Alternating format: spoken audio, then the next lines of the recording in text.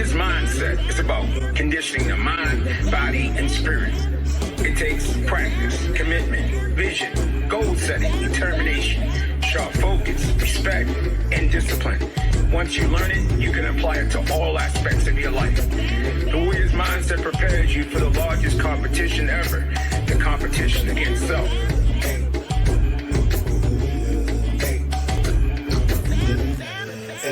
Hello, everybody. Welcome to the Warrior's Mindset, where it's all about mind, body, and spirit, tapping into the inside and bringing it to the outside.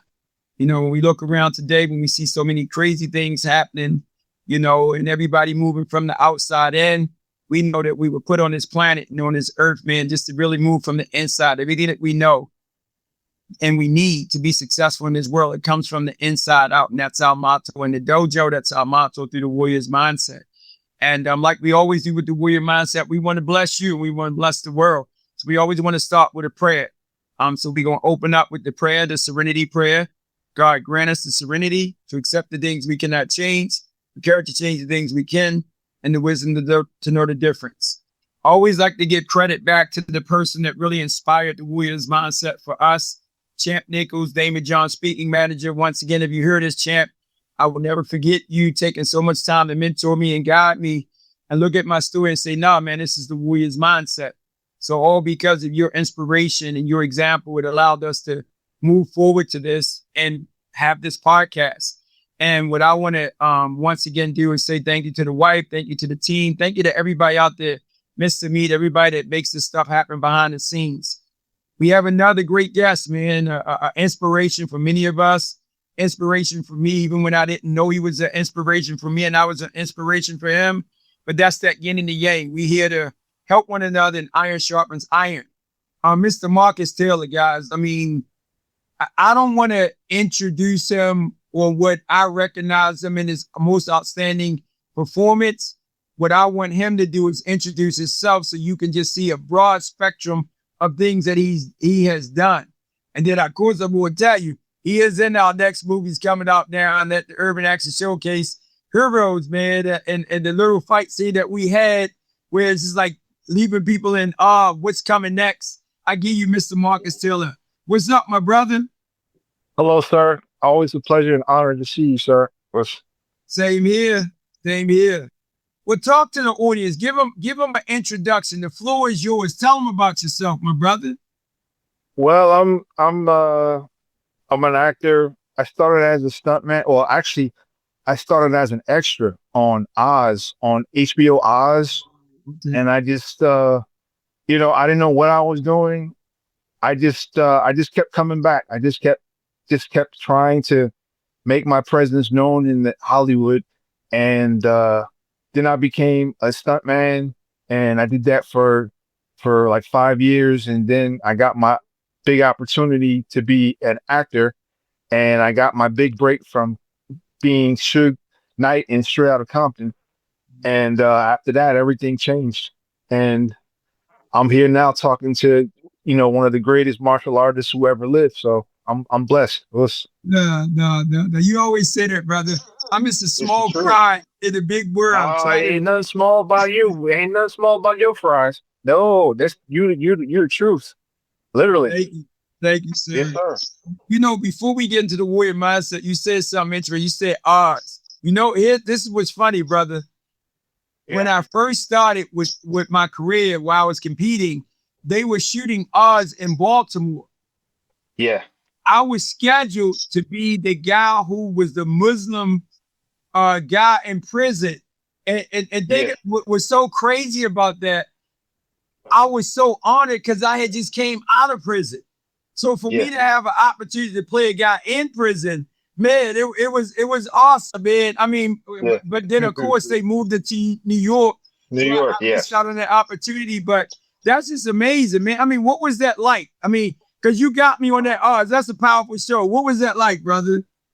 It was some of the best times that I ever had, because at first I was just an extra, and then I became like a feature extra. And then I started doing stunts on that show. Wow. I kept bothering, the stunt coordinators, and, they could have fired me, but now they was like, okay, If we can't shut them up, we'll give them some jobs. So, that's what it was. And I got a chance to talk to Charles S. Dutton. He was a supreme influence. He was just telling me things, and all the other actors that were on the show.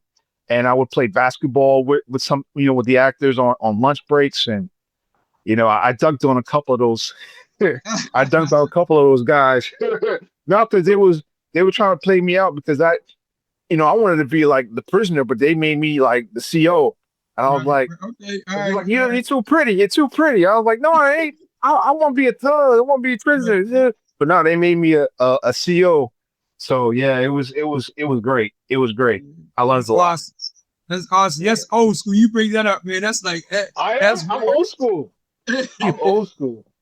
I love being old school. So tell me, I mean, we talk about the Warriors mindset, brother, for you to get into the career, also to play a role like Suge Knight, but to be in The Wire and to do all these things. What does the warrior mindset mean to you as a man, as a martial artist, as an entertainer? For me, it's mind over matter. The spirit is stronger than the body. The spirit controls the body. And sometimes when the body is feeling a certain way, the spirit comes through when you ask for help. Remember I'm gonna tell this story. I ain't gonna say no names. There was that one person I wanted to hurt real bad, and I talked to you about it, and you blessed me, and you were telling me like, no, it's not worth it. You come too far. You got people looking at you. You got to be an example for these young brothers and sisters. And I took that to heart, and I got therapies, bro. And I started training more. I started training twice a day, and I was like, I let it go. So yeah, it's like, for me, I want to be an example. I always want to live a righteous life. I don't want to be just a movie star. I want to be an actor that can create things. Like, I just want to create, and I want to be around like-minded people. And that's why it's a blessing that I'm on this show and talking to you. And I really feel that, So that's what I'm trying to be. I'm just trying to be righteous. Yeah. And since you brought that up, we're not going to say any names. We're not going to talk about any of that. And I'm blessed that even help you like that. But rather, as the emotions pouring me right now, I think coming up on the street when there's a middle person that create wars between two communities, the person that's at the heart of it is the person that set that conversation in motion, not the person on the right, not the person on the left. And when I seen all that stuff happening, and once again, everybody, I'm not speaking on anything. I'm speaking on energies, and I'm speaking on the streets. What last thing you do is escalate a situation of two rival gangs or people that, especially publicly, that's going to accelerate frustration. People lose lives. People get hurt. Yeah. You know what I'm saying? People come up missing. So when you come from that street, it's like, yo, leave that alone. Let that go. That ain't. And I believe the person and the people that do stuff like that, they did it, and their career has accelerated because they created that controversy. Am I correct? Yeah. Oh, you're absolutely correct, sir. So once again, you created war between two brothers. Yeah. It don't matter if we had this. I'm speaking from a brother's perspective. You feel me, brother? Yes, sir. So when I seen that, and that happened to two people that I admire and I look up to and I respect, I had to be neutral with that. And I think, once again, when you come from the street, we don't want no war. Can't nobody eat. Can't nobody make no money if we at war, fighting, police coming, all that stuff. I mean, when you really think of, like, when you had that moment to wasa, what did you feel within yourself that you could have did differently when somebody tried to trap you? Like, because that was a trap, brother. I'ma say it. Yeah, it was a trap. It was a trap. It was an absolute trap. It was like, I was so consumed by anger and not just anger, like hurt, like betrayal, hurt type of thing. And for me, I thought doing it in a warrior way, a fighter's way would help me feel better. But nah, that's a lot of enemy tells us. I had to look within myself and say, let it go. It was like it wasn't like let it go. It was just like let it go with a smile. Like the presence of the spirit was there, and it was just like let it go. That's it. Just let it go. And when I let it go, things started to happen more for me. You know, I'm doing movies again. You know, it was just like being like hating people or hating it's just a waste of energy. It's like I thought it was something based on things that I went through growing up. I thought it would help me, but no, it's just older you get, it's like it's just more pain in your side, you know. And so you gotta let it go so you can feel better. And I feel better. You know, I'm happy. I can see it in your eyes and I can see it in your smile. Yeah. And I am so proud that you have come to this point. And what's so funny, whatever we did on the set and as brothers, that was God. That wasn't me, man. You know, and the thing I think about when you think about anger, I remember when I was locked up, man, and when we was rocking on the street, we was making all this money. And then when everything was done, you know, my crew couldn't handle that. Now our time has passed and the young boys was coming up making money. So they plotted this moment to go and stick up the guys. And they went, and I said, no. They went and they stuck them up and they got shot and, you know, somebody else got whatever. So when I got incarcerated, I had to go get my hair cut. And when I went to get my hair cut, the guy that was cutting hair with the razor blade like this, brother of the young guy that they stuck up and got shot. Oh, wow. So, brother, you talking about trying to come face to face with the letting resentment go and still trying to show up and knowing that, hold up, this fear, man, this cat can have me in the chair and cut my throat. True. Yes. So when you talk about surrendering the anger to go on faith, when I went to that barbershop and that brother, I mean, you could imagine, I mean, you I can't imagine. I can't imagine that. You know, I'm light-skinned. You know, light-skinned people, we can't fight. I'm a house Negro. You know, I can't run away. Right. I mean, but even in a sense of when you've been in those places with the people that we talking about, and you in their presence. Yeah, I know. Yes, I've been there. You know what I'm saying? Yes, and everything is like, hold up, man. You hoping that you don't do something to them. You hoping that they don't try something to you. So I'm sitting in this chair and I got to go. You talking about courageous warriors mindset. You can't let the prisoners know that you a sucker or you scared or you fearful. Yeah. So you got to truly what it called fake it till you make it. Yeah. But here's the beauty in what you said, Marcus, where I can understand so much. The brother said, forget it, man. Yeah. Let's just cut I'm going to cut your hair. And it was a moment of peace. It was because I had let it go and wasn't about this ego or whatever this anger or revenge. And he wasn't about it. Two brothers was able to let bygones be bygones. And I got a chance to come home and he got a chance to do what he's doing. So for you to come to that conclusion, that's what the warrior is. Warriors are people of peace. It ain't about all the weak person is the sucker that would even bring that together between two brothers. Yeah. So that's who I'm mad at. I gotta let it go. But when I see it, I'm like, bro, you don't be doing that to my brothers. You know, so for you to be able like to come to this level, what do you think how your presence and your example has accelerated for the next generation as a man today? Wow, that's a good question. You know, it's I'll tell you, like I've been training, you know, and now my role, they call me the OG. And I'm like, they say, hey OG, what you doing? Like, how can you help me? This, and I'm like, am I am I there yet? I'm like, I am. And it's like, it was like a surprise to me. Like, well, I guess I am.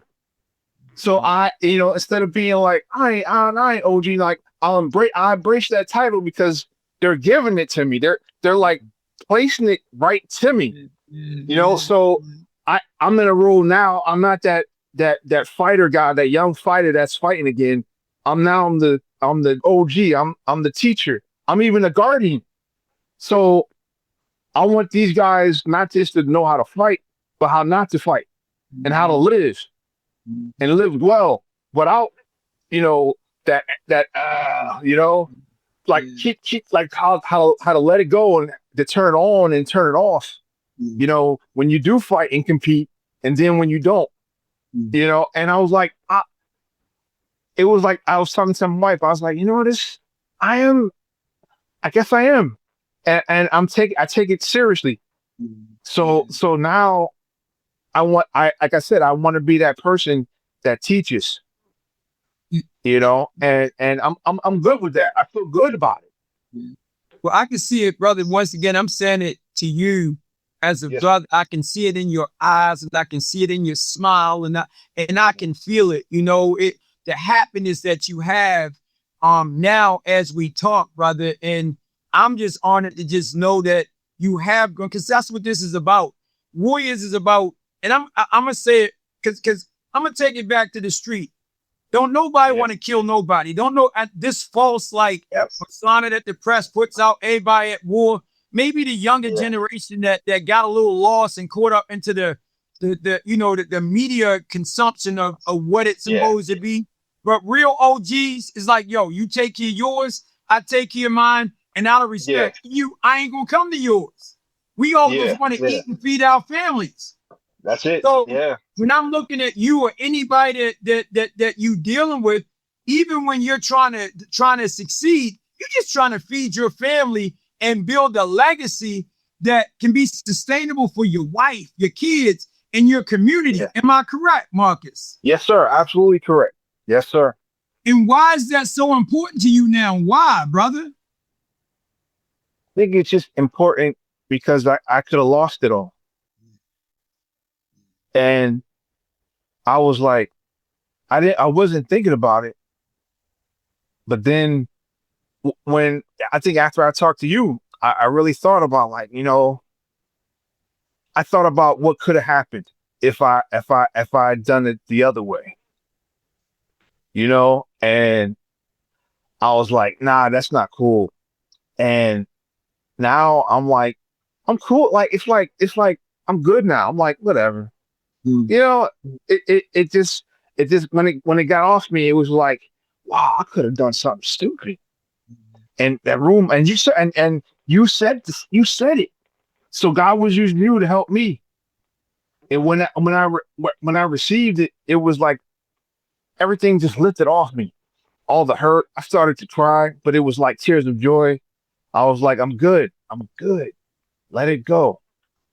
And even with the other dude, he'd be surprised because I'll be happy, and when I see him, and he'd be like, "It's just an act." No, it's not an act. I'm good.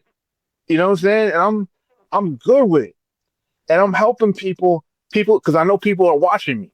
I didn't think about it before, but people are watching me, and people want to see me do good more than people want me to do bad. So I know that too, and I got all these fans I never thought about. I was like, I got people are coming up to me. It's like, man, you've been married 21 years. Like, it's my anniversary. You've been married 21 years. How did you do it? Like, thank you, sir. Thank you, sir. My wife says hi. She said, I asked her, I was like, can I do this? Can I do this? Even though it's the anniversary, she's like, yeah, baby, you can do it. Go ahead. So I was like, oh, thank you. Thank you. But yeah, man, it like, and people are, I'm in a new role. I'm in a new role. And I have to take this role seriously. And I do. And I'm blessed to have this role I'm in now. Yeah. One, I would say, once again, I said, hold up, this is anniversary. You know, I know about my right. You hoping that you can sneak it right. I'm glad we did it at 8 a.m. You know what I'm saying? Because we ready to go somewhere. You know what I'm saying? Yeah, we are too. Yeah. So I thank her for giving us a chance to have this moment, man, because it is precious. But brother, you got me over here crying. You know why you got me over here crying? Why? Because when I asked God to save my life so I can be an example for other people, I know what that's like. I know what that anger and I know what that hate. And when I see brothers trying to kill each other and trying to hurt each other, I know what their other side is like with the shootouts and the beat ups and and people that falsify this, man. If they ever been through that hell, they wouldn't be doing it, man. The instigator that was in the middle of this, the instigator that created this between two black men. If he really cared about the repercussions of these two black men, he'd have never asked that question to accelerate that anger. Yeah. Because I love the both of y'all, man.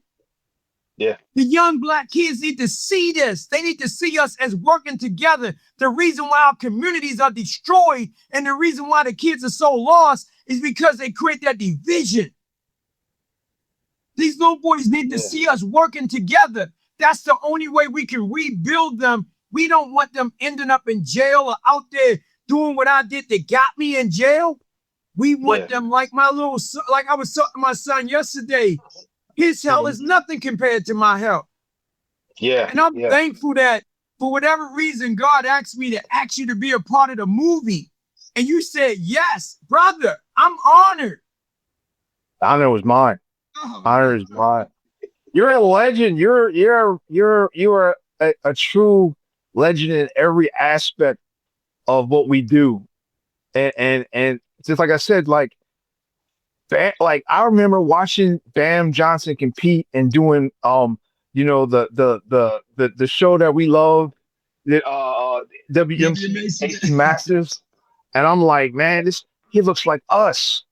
And it's like, you know, like this is awesome. A black bald man kicking tail. You know what I'm saying? Looking like you now, right? You just a light skinned version. You feel what I'm saying? I know, I'm just a high yellow version, No, because it was like you look like you and my dad look just alike. You know what I'm saying? So I was like, wow, Dad. I showed my dad. He was like, let me see this.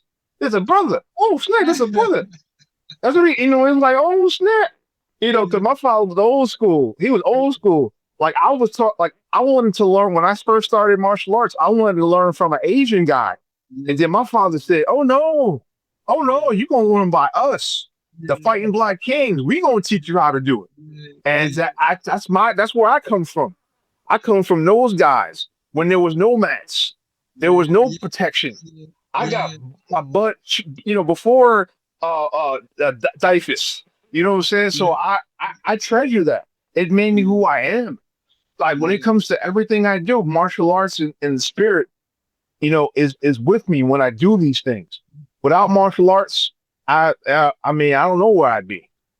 I really don't. So I'm blessed. I agree with that, brother. That's how I feel. Martial arts never abandoned me. And that's why we can't be at war as martial artists. You know what I'm saying? Yeah. Martial artists, we are, even in the hood, a dancer come in the dojo. I mean, and you can correct me. A OG making millions he come to the dojo door. He like, yo, hold up. Don't I gotta take my shoes off? I'm like, ooh, you know what I'm saying? Respect to the dojo, yo. You know what I'm saying? Am I correct, bro? Is that how it is? Yeah, you're absolutely correct. That's how it is. That's how it is. Gratitude is our word. Good night.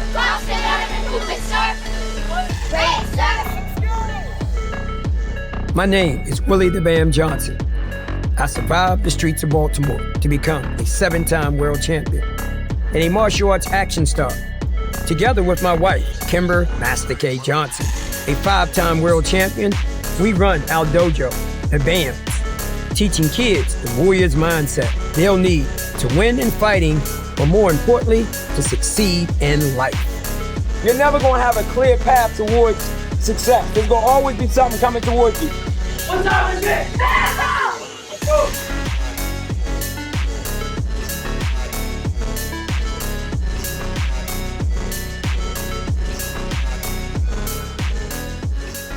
And it's like I know some dudes, you know what I'm saying, that do that life, but when they come to the dojo, they take their shoes off. Right. It's like, and they're very respectful. They're very respectful. Like, can I talk to you, sir? And I was like, wow, they have integrity. Like, that's why I like I hate to say it, but the old gangsters and the old dude, like the old skill, dudes, they were polite to women.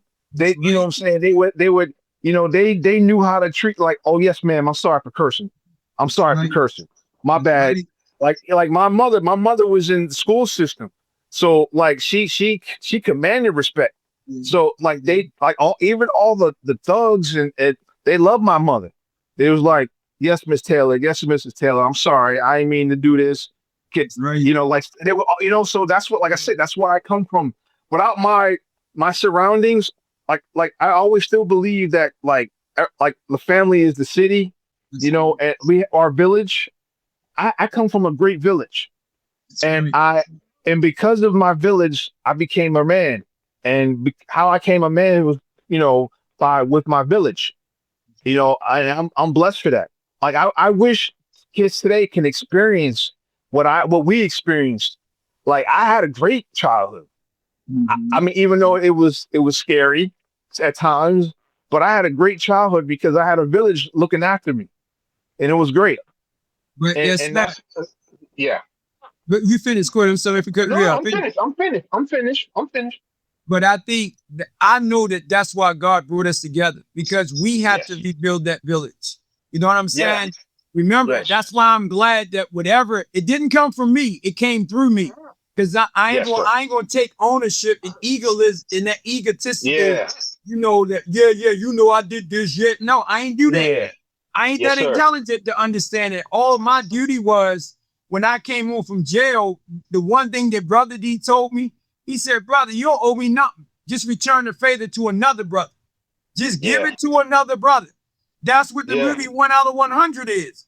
It's only one of us going to make it. But guess what? If everybody we touch, we can make sure that one make it, brother, how many people going to make it? A lot. A lot. Of people.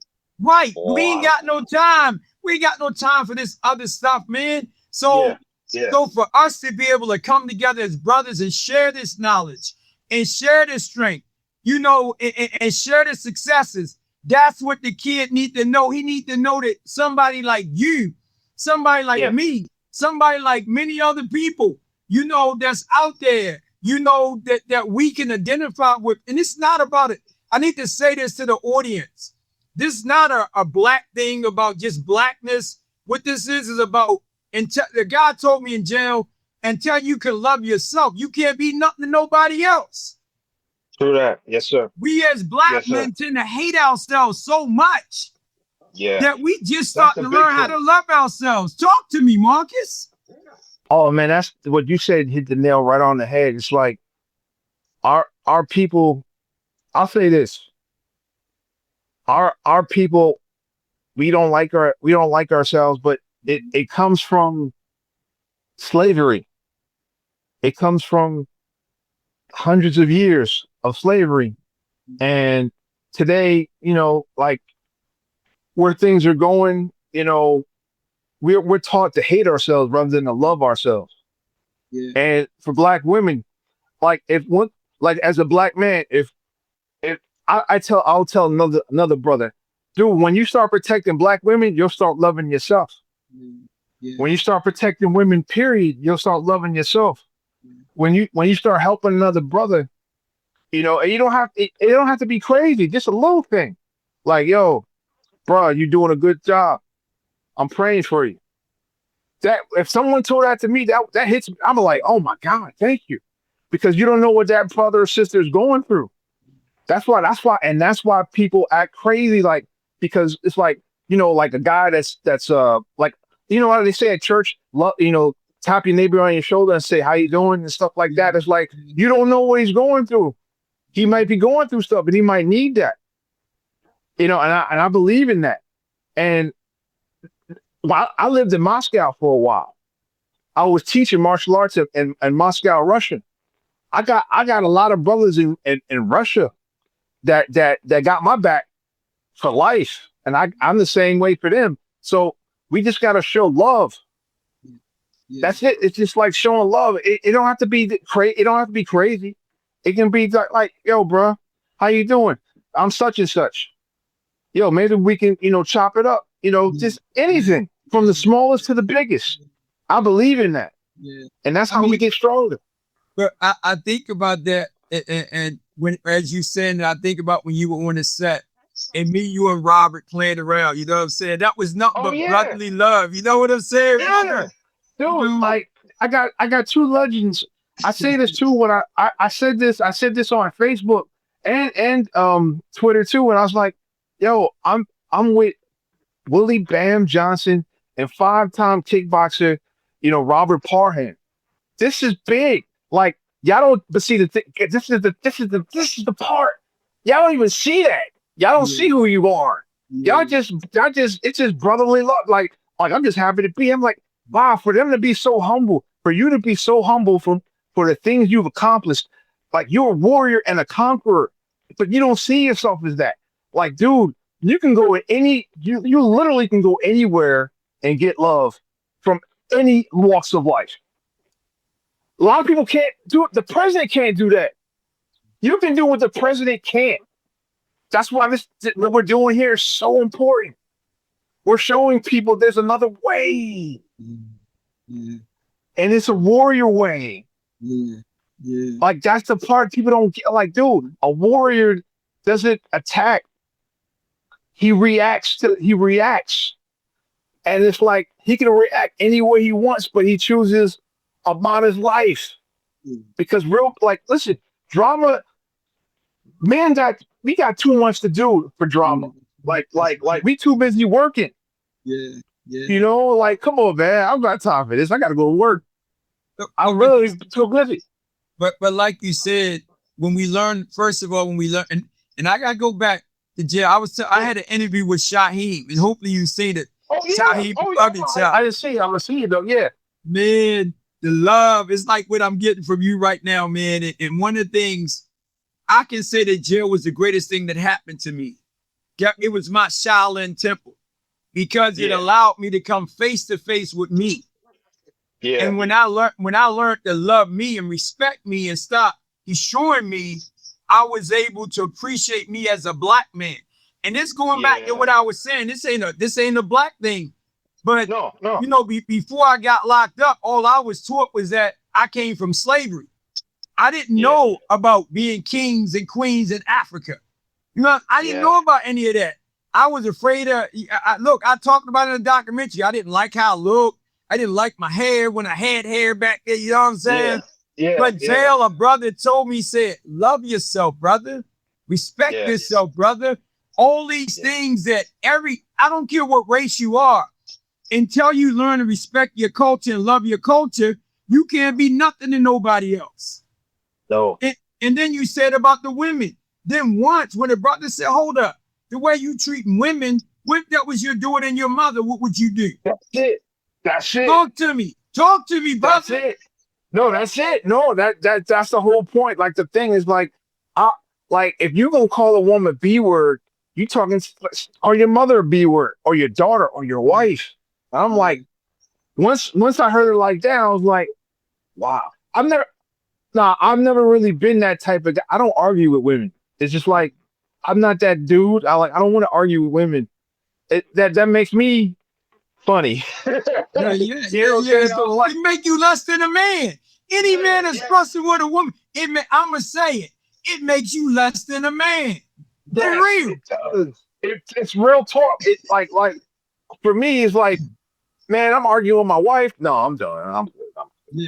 Like seriously, I was like, I'm arguing with my wife. I was just like, why did I argue? But because I always say, like, your wife knows all your secrets, so she knows how to hurt you. But then talk to her. And that's what I did. I talked to my wife. I was like, why are we arguing? And we had a great conversation after that. Like, it's just like, yo, man, warriors, we don't argue. We got too much stuff to do. Right. We as men have too much stuff to do to worry about the little things. That means the little disagreements. We got so much to do. We like the black family is the blueprint of civilization. It started with the black man, the black woman, and the seeds. We black people like the mothers. The black mother is the start of civilization, and we have to think of that, and then realize, like, you know what, the black, what have they've been trying to do for hundreds of years. I know I'm going with, I'm not trying to be racial with it. I'm just saying, like, they've been attacking the black fathers for like the last hundreds of years, and it's like, nah, we need the black man to step up and reclaim what we've allowed ourselves to lose.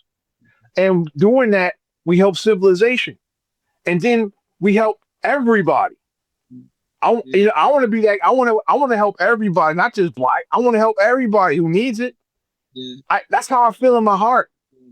Yeah. You know, so that's how I feel. You know, it's special when you say that. When I was incarcerated and I studied Malcolm, I did everything Malcolm did, man. I read every book in the library. I did all this. And I was so attracted to Malcolm. I think what was even more attractive was how this man had took himself and rebuilt himself through the help of the nation to become a better man and a powerful man. And a lot of times we get caught up into, he had to go through calling another person a bad term and looking at another person as a good term, until he matured to realize that before his last days, he was about helping everybody. He was no longer just about me. And what that did for me, because, and this was so crazy, brother, before I got locked up, I was one of the first blacks to train in mainland China and get certified at the Beijing Physical Culture Institute. And when I went to China, they treated me like royalty. They were calling me Shaolin Sir, what means black Shaolin monk.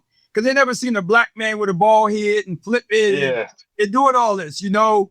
And I didn't get it until Master Brown told me. But when I got locked up and I went in the nation and I became a captain of the Nation of Islam. Oh, wow. They allowed me. I said, nah, I can't speak in terms of one being better than the other. I got to speak in terms of what I know.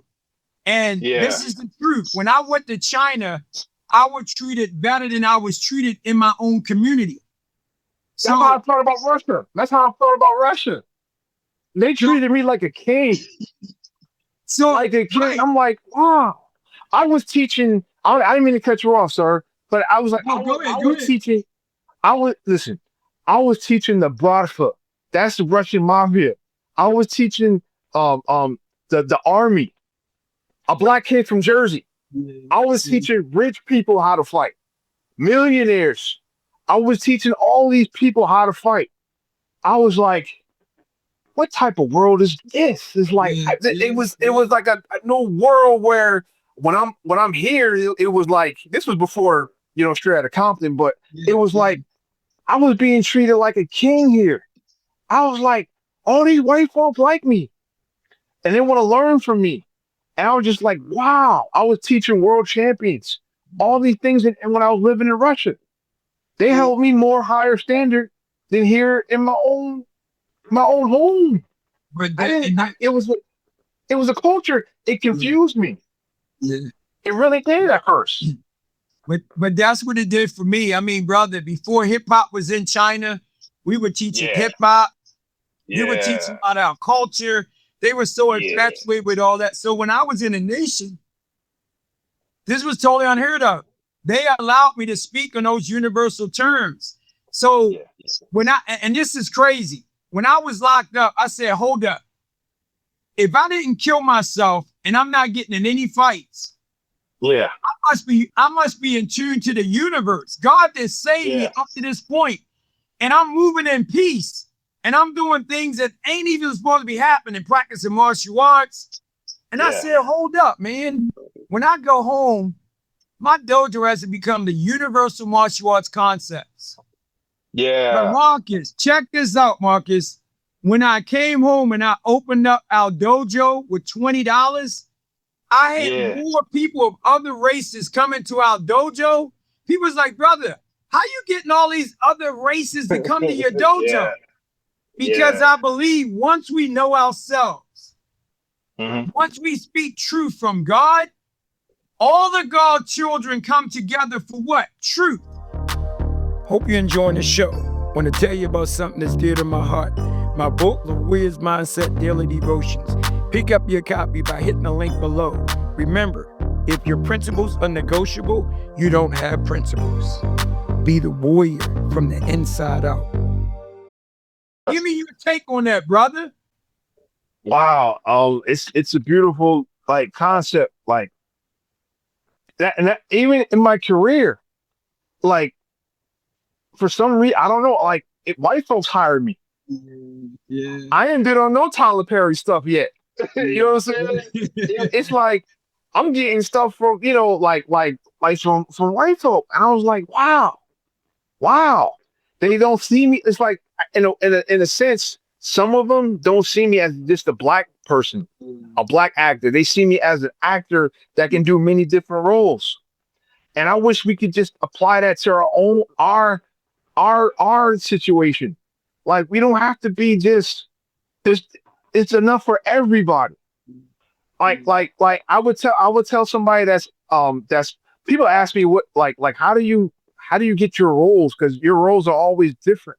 And I was like, well, you have to look inside yourself and say what you want to project, you know. And it's like just tell them the truth. I want to do so many things. I want to play a knight. I want to play a bartender. I want to play a CEO. I want to play a priest. I want to play like and at first when I was telling these things to other people, they were just like, they were so in their own shell. They were in their own thing. They didn't see what like they didn't see what I saw. But once they start listening to me, they're like, listen, can you help me? I was like, sure, I'll help you. Like my thing with people, just ask what you want. Ask what you want. Tell me what you want and ask for help. There's nothing, everybody asks for help, and if they don't like themselves and they need to get out of it. You have to be honest with yourself and say, I want more. I don't want to be in the same like cage. I want to expand. Like I told a well-known actor, a very well-known actor, I said, I want to be on Game of Thrones. He's like, Game of Thrones? Nah, you'll hate it. I'm like, that's him trying to tell me what I like. I'm like, no, I don't care about the weather. But like, I lived in Moscow. I lived in all these other places in Europe. You know, I'm like, please. And we had to take cold showers.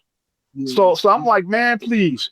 I want to do what I want respectfully, and I do it with a smile now. Because I'm 6'3", 280 pounds.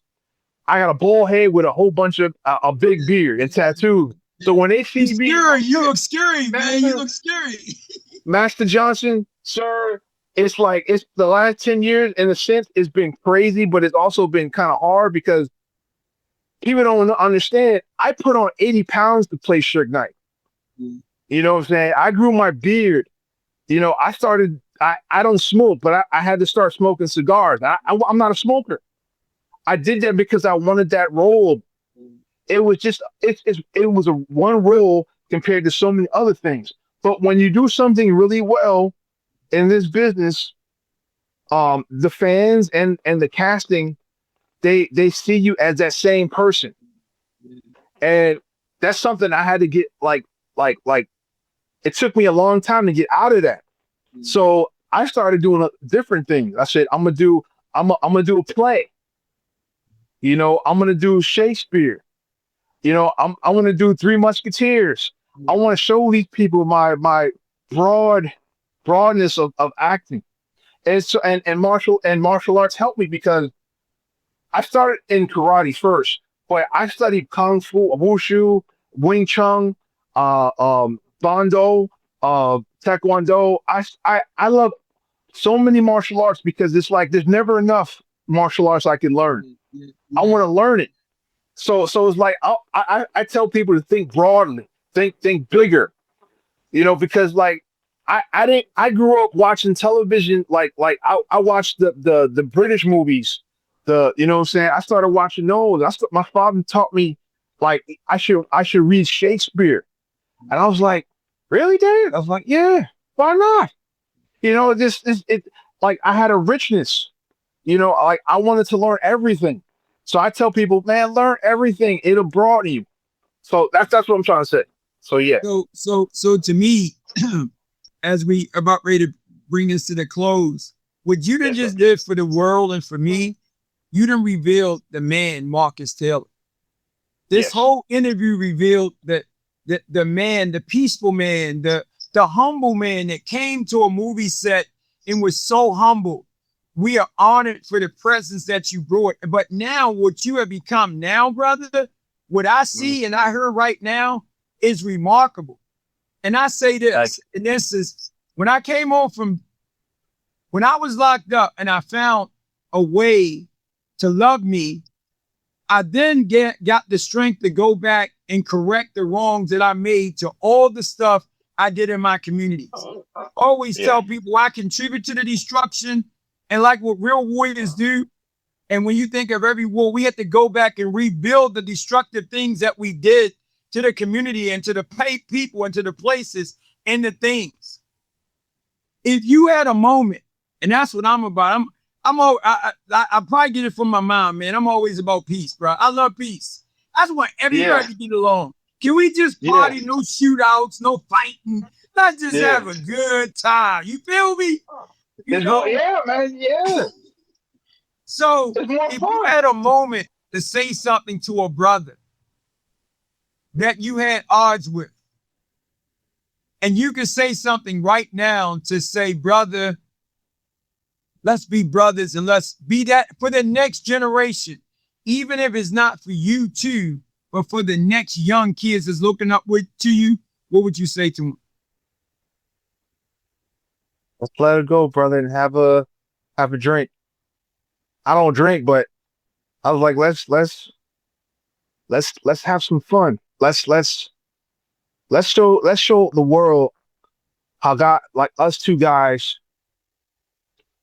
that can do great things together. Like let's like I would say, like, for what I did, I apologize. And I want us to be brothers, because the world don't the thing the enemy loves is when two warriors go to get, you know, two good guys go at each other. That's what the enemy wants. Let's put our foot on the devil's neck and show the world that we can do great things together. Right. And that's why I'll be like, yeah, that's it. That's it. You see that picture back there? That's my mom. Yeah, I see her.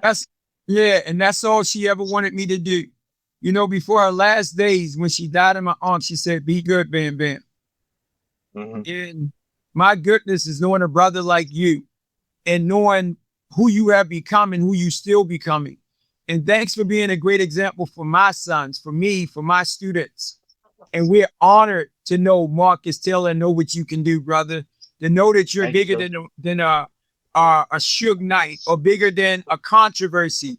You are a man like every other man is just trying to do the best things that God has in store for you with those gifts. Yeah. Am I correct? Absolutely, sir. Yes. So tell the fans how they can get in contact with the great, awesome Marcus Taylor if they wanted to do that, sir. You can hit me up on Facebook, R Marcos Taylor, and you can hit me up on Instagram. I am R Marcus Taylor with you. I'm always on Facebook. It's just I'm always on Facebook. You can message me and I'll hit you back. I do all my fans. They surprised, like, you really hit me back. I'm like, yeah. I hit people back. Something I'm better now. Before I would say, like, you know, like, one thing about this business is, like, I thought I could do it all by myself, but I couldn't. So I had to rely on other people to help me. And because of that, I am better now. So, like, hit me back once or twice. I promise you, I'll get back to you. If anybody DMs me, I'll get back to you. I promise. It might not be one day. It might be 2 days, maybe even a week. But the week, I definitely will hit you back. We can have a great conversation, and we can have a great conversation. I have great conversations with Grandmaster Bam. We be bugging out, man. We be bugging. I look at all the stuff you send me. I be like, wow, this is real. This is serious. It's like stuff that just touches your heart. Thank you for taking me under your wing that you did. You didn't have to. You could have been, you really could. You didn't have to, but you wanted, like, you scooped me up. Like, thank you. I receive it. Like, a lot of people, like, I'll say this. People that I looked up to, they didn't treat me good, but and you're better than all of them. And you received me. And and thank you, Grandmaster. I mean, I really receive it. You've been a big brother to me, and I'm so thankful. Like, more like the uncle. You know what I'm saying? Like thanks. Like, thank you for doing that. You know, it's awesome. It's you're here. You're one of my heroes. And we're talking. I get goosebumps. It's amazing. I love it. I'm corny. I don't care. I'm corny. I'm just thankful. That's how I feel about you, brother. And the one thing I learned from Brother D, in the program of recovery, he said, we help one another. Iron sharpens iron. We can look up to each other. It's not a one-sided relationship. And I end with this one thing that Shaheem said. And I love this brother, man. One of my heroes, man. He said, when I was falling off the cliff, I wish that the people looked up to me, that I looked up to, would have gave me the rope to pull me back up. Instead, they let me fall, and they let me fall on my face. And when I came back, they act like they didn't know what to do. And it's our duty to see those kids or those people that are falling and at least just throw the rope. Because you can't help a person that don't want to help. But if you did put forth a rope to say it's there, bro, I'm just giving it. Whatever you want to do is you. And I think that's what we have to do as leaders today. We gotta throw the rope, man, and lead the rest up to God, right? Yeah, absolutely. I didn't want to be. I'll say this real quick. I didn't want to be a leader. I didn't. I just wanted to show the world I could do it on my own. But that's like the devil. Like, no, ask for help from the right people. And like I said, you're one of my shining stars when I was real mad, when I wanted to really do, like, I was in a dark place. I was in a dark, I ain't gonna say nothing to say I'm gonna do. I'm like, the devil was holding me, bro. And you spoke words into me. And it literally, like, dang. If Grandmaster Bam said I should forgive, I gotta think about it. And I really did. No, I really did. Like, it made me go see a therapist, and I told my therapist what you had said to me. And I was like, and you know what he said? He said, thank God for that brother that told you, because he's right. And he was right. And you were right. And that's why I'm doing so much better. Because you were right. God was right. God was right. But God also says, honor the men and women that speak, that breathe life. You breathe life into me. I'm not gangster, but I was that dude. Like, I never walk away from a fight. I was that type of guy. And you and the people who know me, they know how I used to be. You really, you don't get what you did for me. It's big. Look, brother, if you see yourself with a movie set, you was like Suge Knight. He was like,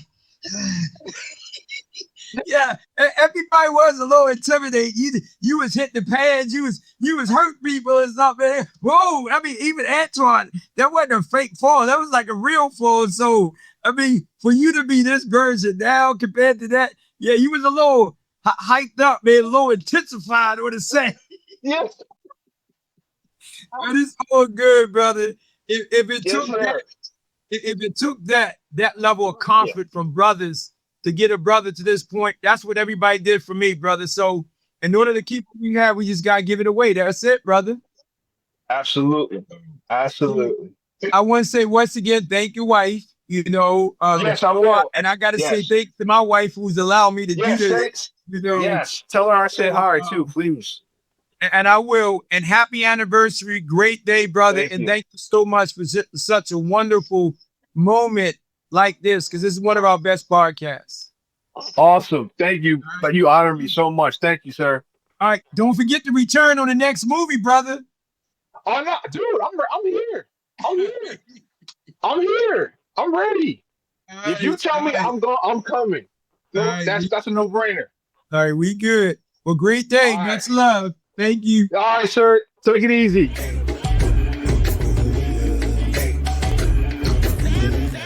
Hey.